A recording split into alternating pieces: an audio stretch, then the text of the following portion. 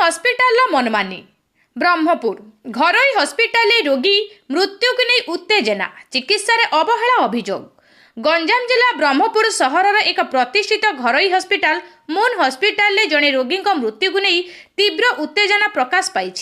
मृत रोगी जनक पात्रपुर अंचल बोली सूचना मिली। डाक्तर और हस्पिटाल कर्तृपक्ष चिकित्सा अवहेला जोगु रोगी जीवन जाइथिबा नहीं परिवार लोके संगीन अभियोग आनिछंती।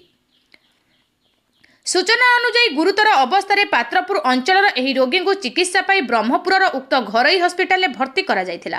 तेबे चिकित्साधीन अवस्था आज तांकर मृत्यु घटी।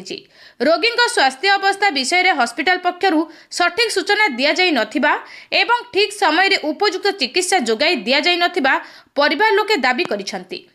मृत्यु खबर जना पड़िबा परे परिवार सदस्य और स्थानीय लोके हस्पिटाल सम्मुख रे एकत्रित होई हंगामा करथिले। दोषी डाक्तर विरुद्ध रे कार्यानुष्ठान एवं क्षतिपूरण दाबी रे सेमाने अड़ी बसिथिले। खबर पाई स्थानीय पुलिस घटनास्थल में पहुंची उत्त्यक्त लोकों को बुझासुझा करने सह तदंत जारी रखिछि। ब्रह्मपुरରୁ कविराज पात्रଙ୍କ रिपोर्ट निर्भीक न्यूज।